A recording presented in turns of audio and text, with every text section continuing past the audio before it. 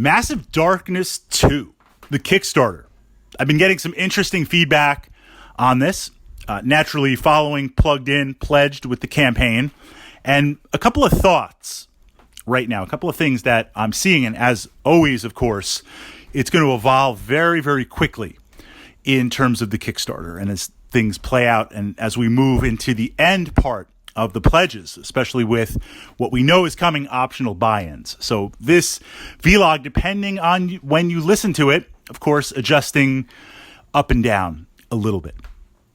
So the first thing that I was a little bit afraid of was that it was going to be Massive Darkness in name only, meaning whether you were jumped in on Massive Darkness Kickstarter or you bought it retail. I did the retail thing, later picked up a few of the exclusives, the Kickstarter exclusives that I was interested in. But I do realize that the game has a couple of quirks. It's not the tightest rule set. There are things in it, Massive Darkness 1, MD1, very apparent that were kind of tacked on at the end because enough people made a loud enough noise in the Kickstarter. That's not a criticism. I actually happen to really, really enjoy it as a dungeon crawler. I think it's an amazing bookend to something like Descent, which also is a kind of a great game to explore. So this idea of now we're moving into Massive Darkness 2, my big question was, is this going to be a correction, a course correction, a pivot in the rules, a tightening of the rule set? And, you know, we saw that with this idea of Zombicide Modern, then jumping to Black Plague, then jumping to Invader. Same mechanics, but refinement. This is something a little bit different. This is something a little bit different with the rules and how it's going to operate. I'm okay with that because I really wasn't that involved with this idea of Massive Darkness 1, Massive Darkness 2 leading into the mechanics. In some ways, if you didn't buy into MD1, I feel like it doesn't matter what the rules are, right? I mean, they've got to be good, but it really doesn't matter. If I bought into MD1, Kickstarter, or retail, the big question is this, of course. How much play is it going to get? If I get this Kickstarter now, is MD1 going to sit on the shelf? So almost by being divorced from the rules, some of the concepts they kept, but being two separate rule sets in name only, I don't feel like there's a conflict all of a sudden. So initially, correcting myself on my previous vlog, this is the great thing about Kickstarters. Initially, I was like, I don't want a completely different type of rule set because I love MD1 for what it is. But now I'm like, that's pretty interesting. So let's look at the theme. I thought initially it was going to be a Diablo-esque type theme. We're going to go into hell. We're going to bash on a bunch of minions, beat up some goat boys, and be all good and call it a day. And now we've got this like duality of literal angels and literal demons from that perspective, and seeing how that integrates into the light versus dark war and going against the darkness.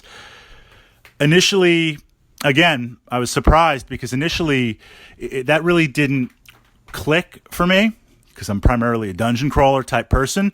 But now we have this interesting battle setting. I mean, it's still a dungeon crawler. So that's intriguing. The miniatures themselves, the minions, I don't know. They seem I'm a little bit disappointed. Again, another duality. I'm a little bit disappointed in the minions because they seem kind of ho-hum and the detail not that crisp. And the sculpts in MD1, I have to say, core, they were solid. They were good. You pulled them out, they had good detail. But the bosses are much, much better in MD2. And I like the idea initially of the demons and angels being so extreme.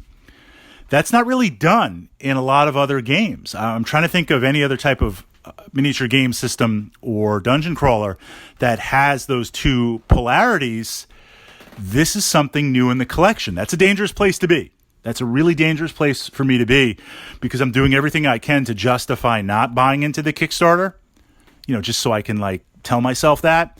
But it's hard. So I'm looking at this and saying, initially the light versus dark, angels versus demon thing, kind of been there, done that, but not really. There's not too many games that are out there like that. If they are, it's like a Bloodborne type thing, gothic horror, So I think from that perspective, it's building on the MD1, and it's really positioning to be something interesting.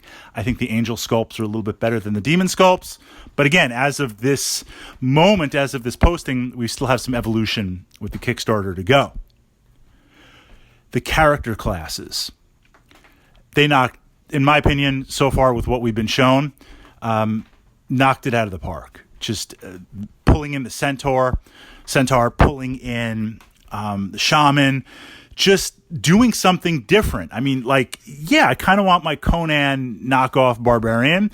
I kind of want my spellcaster to look like a wizard dude. I feel like the guys and gals in Massive Darkness 1 played into those stereotypes effectively.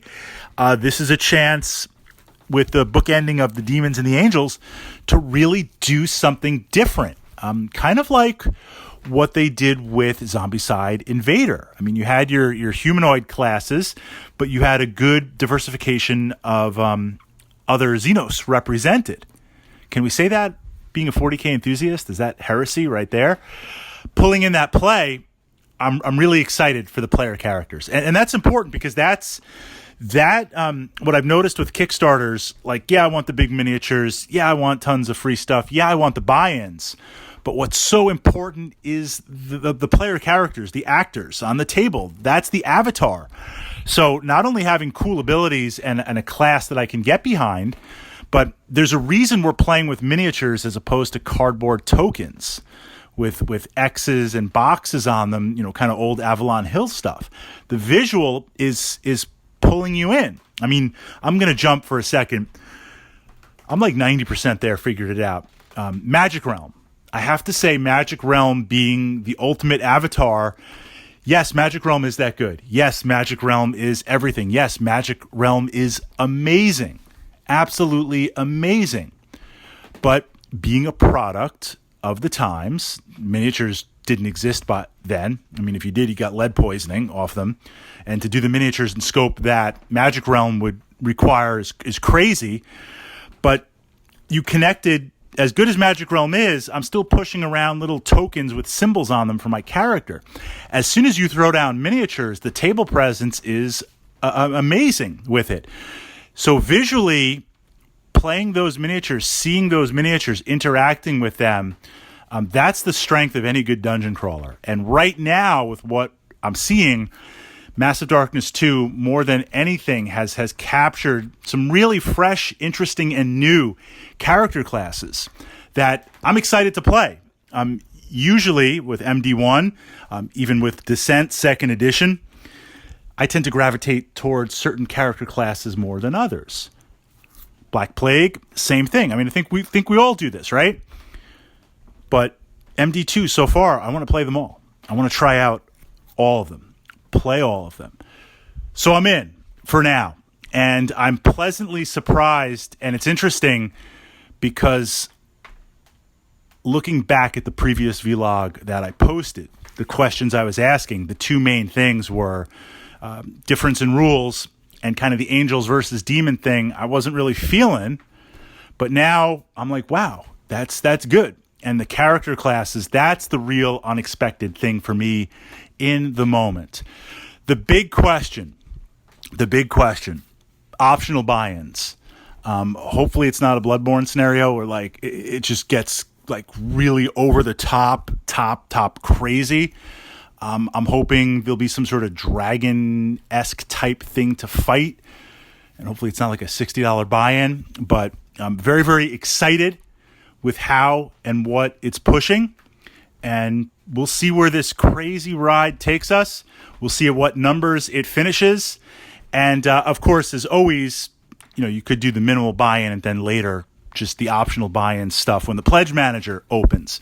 So I do recognize that while these Kickstarters tend to get a little bit crazy, if you're a completionist or if things are a little short right now, there's really a deadline of 4 to 6 months after when the pledge managers open that you could save your pennies and kind of position yourself as best you can to pick up the optional stuff that you want to buy.